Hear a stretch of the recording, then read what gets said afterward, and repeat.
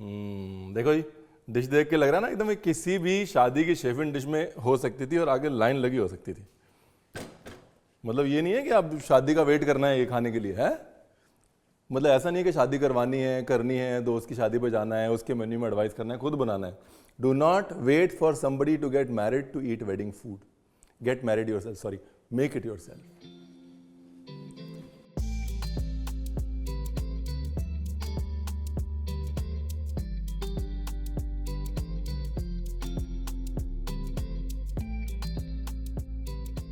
Rolling and action.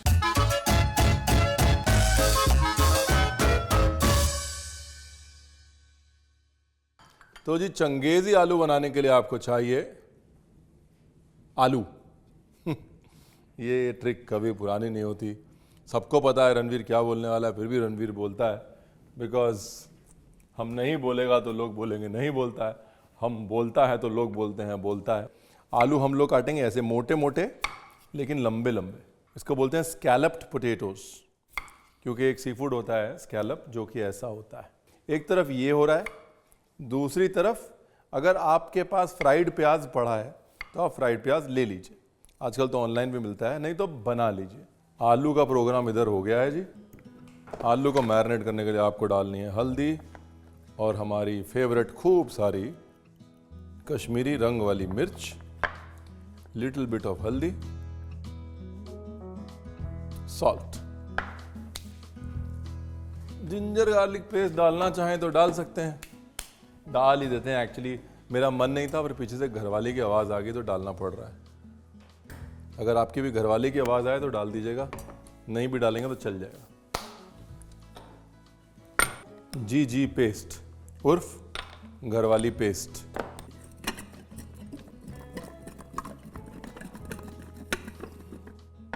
हाँ हो गया, डन।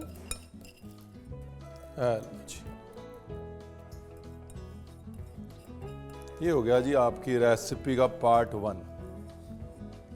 अब कुछ नहीं है जी, बाकी गॉड इज ग्रेट। अब ये पकड़ो आप, ये है आपका फ्राई प्याज जो मैं बोल रहा था, ठीक है।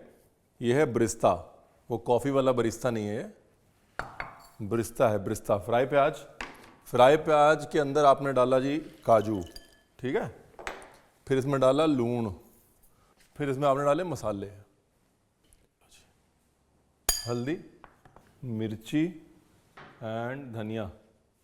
ज़्यादा कुछ नहीं, हल्दी मिर्ची धनिए से कम 15,000 रेसिपीज़ तो बनती होंगी हिंदुस्तान में, जिसमें सिर्फ हल्दी मिर्ची धनिया पड़ता है और चौथा मसाला नहीं पड़ता। वो बाकी हमारे जैसे शेफ़ जो है काम ख़राब कर देते हैं, थोड़ी दालचीनी डाल, थोड़ा ये डाल, थोड़ा वो डाल। ये है, इसको पीसना है, पीसते वक्त थोड़ा पानी आप डाल सकते हैं, थोड़ा मैं डाल देता हूँ।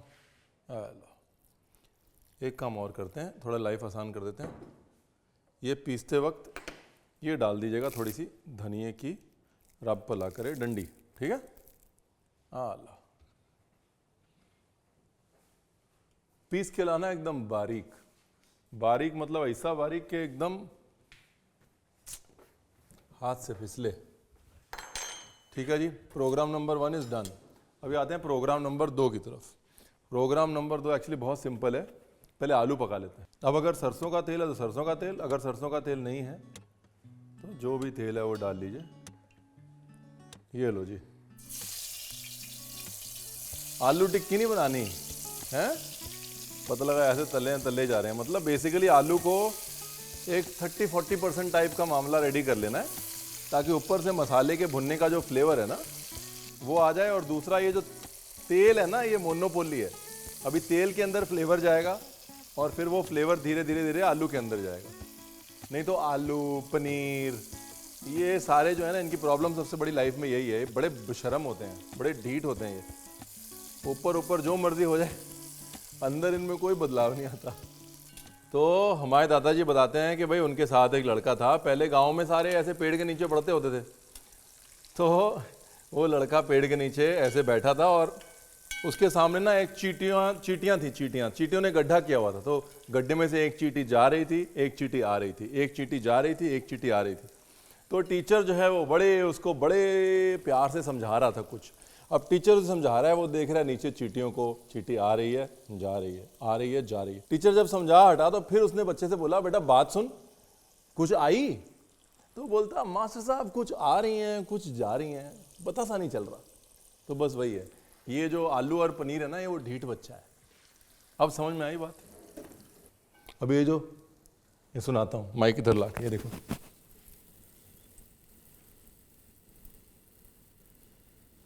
ये जो हो रही है, ऐसा लग रहा है ना कि जैसे टायर में से हवा निकल रही हो, बस वही है। अंदर से मॉइस्चर निकल रहा है और जगह बन रही है टेस्ट जाने की।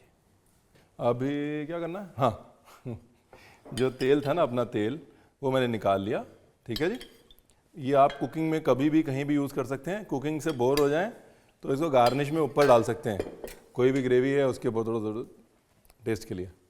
ठीक है, दे दीजिए भाई, पेस्ट दे दीजिए, बहुत बहुत मेहरबानी, थैंक यू वेरी मच।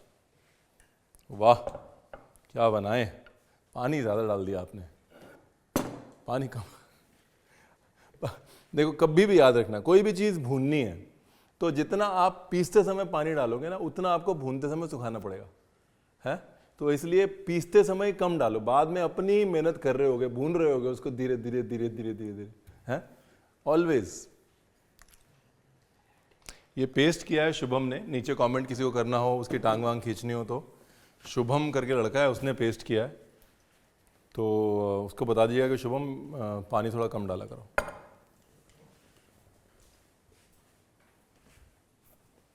छोड़ते किसी को नहीं हम, एक बार ट्रक चलता है ना, फिर ना जो सामने आ गया। 1 2 तेज पत्ते, एक ये बेबी दालचीनी एकदम मड़ी जाई, 2 सॉरी भूल गया, थोड़ी सी काली मिर्च, 2 छोटी इलायची और 2 क्लोव लौंग, अदरक लहसुन का पेस्ट।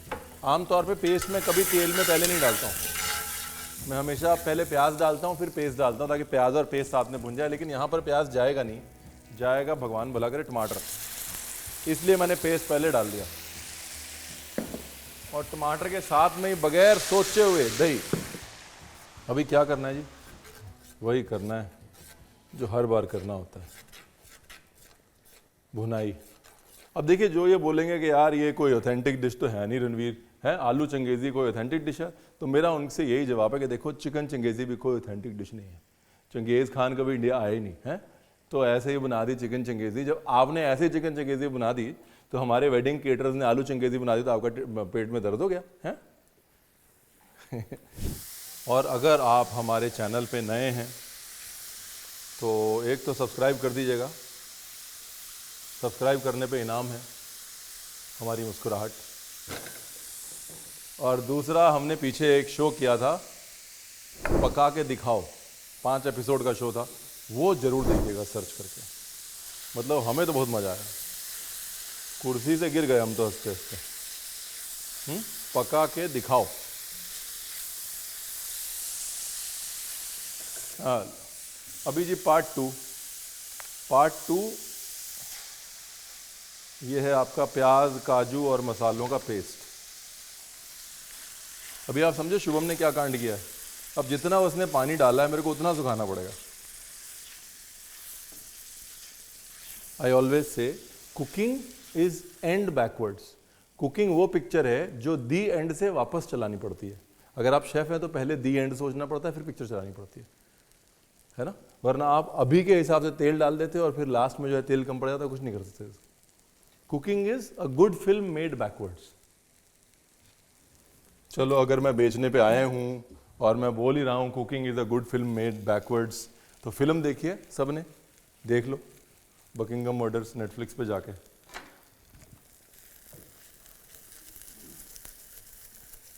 हमारी है, हाँ ओके जी। आ लो, देगी मिर्च ठोक के, ठीक है, जीरा पाउडर माड़ा जा हाथ रोक के, थोड़ा सा हाथ रोक के। अब ये फाइनल भुनाई है जी, इसके बाद आई प्रॉमिस डन है मामला। अच्छी चीज अगर खानी है, चाहिए शादी वाला टेस्ट, थोड़ी मेहनत तो करनी पड़ेगी जी। इस स्टेज पे जितनी मेहनत कर ली ना, बस वही मोनोपोली है। नमक, थोड़ी सी शक्कर, दही और टमाटर दोनों खट्टे हैं, उसको बैलेंस करने के लिए। Beautiful, very nice, done.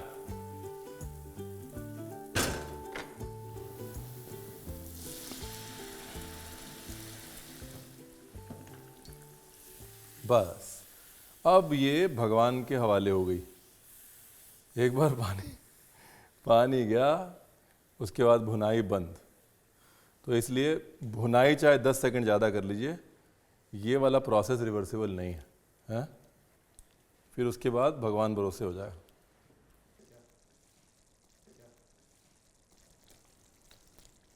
लो जी, मैं क्या, इसे कहते हैं आलू की इज्जत।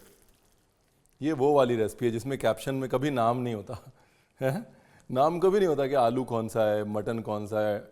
ऐसा आलू कभी नहीं खाया होगा आपने, बस ऐसा आलू बनाओगे तो उंगलियां चाटते रह जाओगे। बस नाम क्या है उससे कोई फर्क नहीं पड़ता, ये वो वाली है।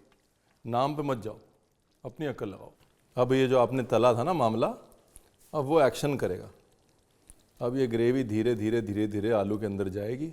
और जो नॉन वेजिटेरियन है, जिनको ये लग रहा है क्या रणवीर इतनी अच्छी ग्रेवी वेस्ट कर दी आलू डाल के, एक काम करो, उबले हुए अंडे डाल लो, नाराज़ मत हो।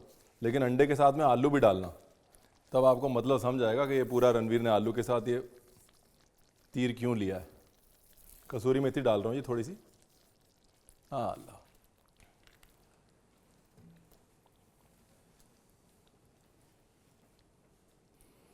लग रहा है ना शादी वाला आइटम। अब देखिए इसमें ध्यान क्या रखना है, इसमें ध्यान ये रखना है कि आलू आपने फ्राई किया है ना, तो आपने आलू फ्राई किया है इसलिए वो ग्रेवी खींचेगा। जगह बनाई है ना आपने, जब वो ग्रेवी खींचेगा तो ग्रेवी गाढ़ी हो जाएगी। तो इसलिए पहले ग्रेवी थोड़ी पतली रखिए, क्योंकि बाद में ग्रेवी गाढ़ी हो जाएगी और आप कहेंगे रणवीर आप आओ जी अभी चिढ़ा चिढ़ा के खाएं। अब आंख बंद करके सोचिए कि आप किसी शादी के बूफे की लाइन में हैं। नहीं, ये सब कुछ सोचने की जरूरत नहीं, मजे कर खाइए बस। कुछ भी बोलता हूँ मैं कई बार।